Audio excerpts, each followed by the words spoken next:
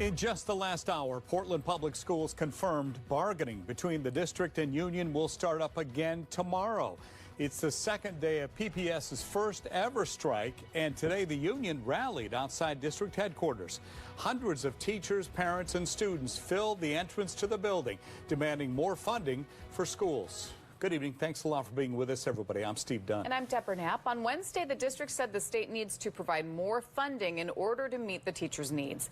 Now, teachers and parents are joining in that call for help. K2's Emily Gersh is live at district headquarters. And Emily, the strike leaves 45,000 students without a school to go to. What are parents and teachers saying about that tonight?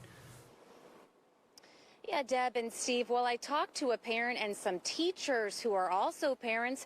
They said they want their kids back in the classroom, but they're demanding better conditions for that to happen. No, we don't want our kids out of school, obviously, but we also have untenable conditions in our building. Maya Pueo von Geldern joined the hundreds of teachers rallying for more funding at Portland Public Schools Thursday. I am frustrated with the anti-teacher rhetoric that's coming out of tweets by district officials. She wants the teachers in the district to work together to put pressure on the state for more funding. I'm frustrated with our governor, who has pleaded the day before a strike, 10 months after they started negotiating, pleaded with the teachers to stay at the bargaining table, but she needs to get the state to also come to the table. It's one thing the teachers agree with the district on.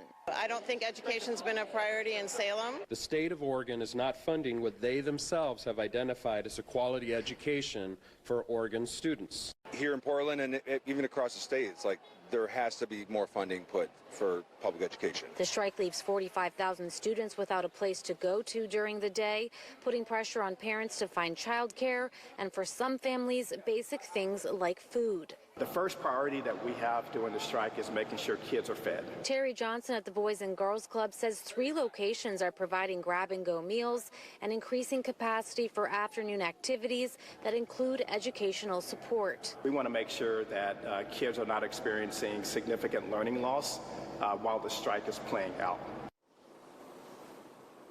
Now, Governor Kotek said earlier this week that education funding would be a discussion for 2025, and it's up to the school districts to figure this out right now.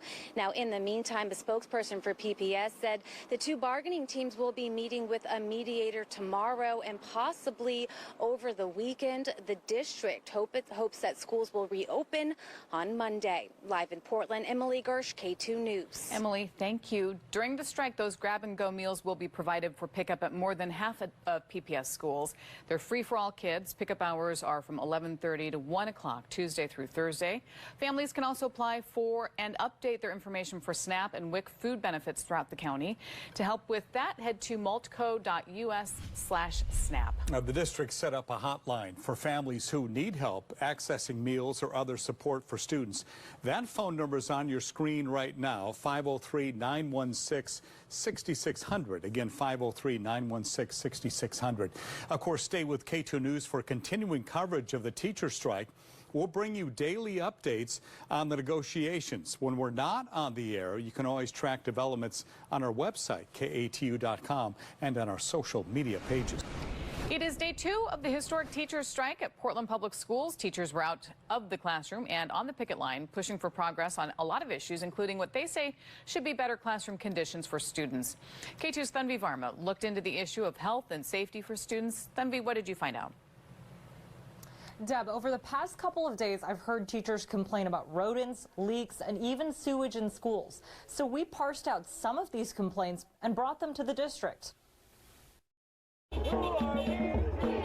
It's another day of picketing teachers who are fighting for many changes, one being what they say are safer classroom conditions. 4th grade teacher Allison Ferguson at Chief Joseph Elementary School tells us why she's on the picket line. Leaks and other potential hazards concern her. When it rained, really heavy rains, the kindergarten, first grade bathrooms would overflow with sewage water that was tested to definitely have fecal matter in it. The district confirming to Katu that there was a problem with the sewer line, but they say it was cleaned and addressed and that the school wasn't impacted. After hours today, we asked the district what they're doing to prevent this from happening again. We also brought the district other concerns, such as classroom temperatures. We have a classroom right now that the belt is broken on the heater, and so it is consistently registering 93-degree heat. We plan to hear back from the district on Friday over this issue as well. We did hear their response regarding another problem raised by teachers, rodents. The district sent us their dispatch log for all pest complaints in September of this year, and for their 86 schools, they had about 50 complaints. In general, when it comes to teachers' concerns, the district says there may be some that are just not brought to them. Is it possible that you've had issues that you haven't complained about formally to the district? Yes, personally, yes. And why is that? You know, when you work in public education, you think, you know, you're just always thinking that you are going to be living and working without and with less, and that's very normalized. Earlier this week, the district saying they have taken steps to improve the issues they do know about. We wanted to address the PAT's concerns about environmental things that have to do with the health and safety in the building and working conditions. Their latest proposal including a plan to mitigate excessive heat and giving teachers the ability to relocate if there are unclean work areas or active leaks. Meanwhile, Ferguson will stay on the picket line. I truly believe that, like, the measure of a healthy society, all you have to do is look into the public schools. We raised several concerns with the district, and because our show is so late, they weren't able to get back to us tonight on all of them. But they say they will tomorrow, and it's important to us to hear both sides, so we'll make sure we get that to you. At the live desk, I'm Tanvi Verma with KC News. Tanvi, thank you. Bargaining between the district and the